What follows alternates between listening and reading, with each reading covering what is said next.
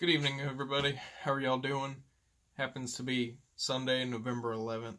I hope y'all have had a good weekend.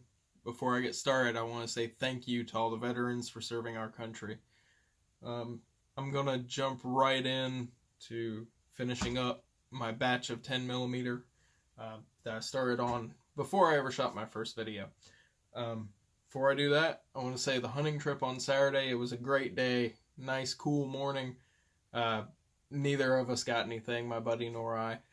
The only deer that I saw was a doe, and there was a shot off in the distance, and I heard behind me some leaves rustling, and when I looked over my shoulder, all I saw was a tail sticking up in the air. She was taking off up the hill as fast as she could run. And other than that, not a thing. Maybe 4 or 5 other shots in the distance. Hopefully, it's bound to happen sooner or later. The rut's got to come on no matter what. It seems to be really late this year. Nobody that I talk to is having a whole lot of luck. And so, just going to keep going, keep trying.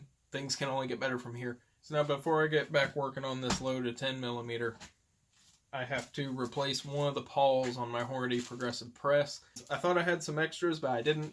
Had to wait for Hornady to get me some new ones. So I'm going to get that replaced and we'll get started.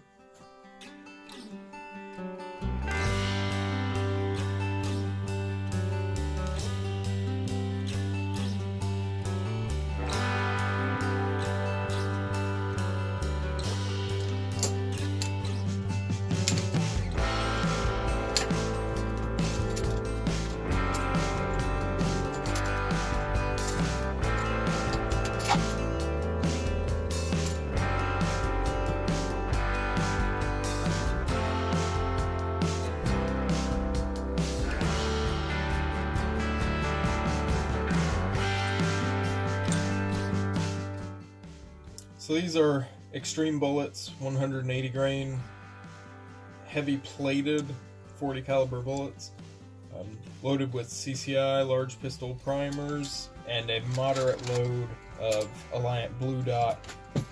These run around 1140 feet per second out of my Glock 29, which has a less than 4-inch long barrel.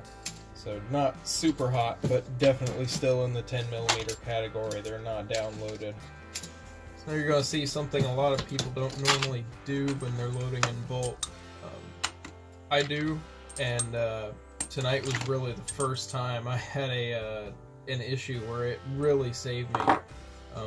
This is more prevalent in the 10mm than a lot of other cartridges, but as you can see here, I have a split case that somehow snuck through, even though I checked my cases when I deprimed them before and after I wet tumble them, and even when I stage them in my bins when I'm fixing to load them. Things still happen. This one snuck through, and I'm glad that I caught it now and not out at the range. So now you'll see the next step that I do. I flip them over, inspect the primers, and make sure there's no high and no low. I roll them one more time after that on a flat surface and just compare all of their length, make sure none are too short, too long, and then I just dump them into some sort of container and continue loading until I've got all of my projectiles used up. Well, that's about going to do it for this video. I didn't quite get them all loaded. I've still got about 30 bullets sitting here, but I did use up my last sleeve of primers, and I didn't want to go inside and get more. I keep them in the climate controlled area. Plus, it's getting pretty late, and an experienced reloader once told me you don't want to get your ammo wet, or don't expose it to direct sunlight. Your ammo hates, don't feed your brass after midnight. Y'all have a good one.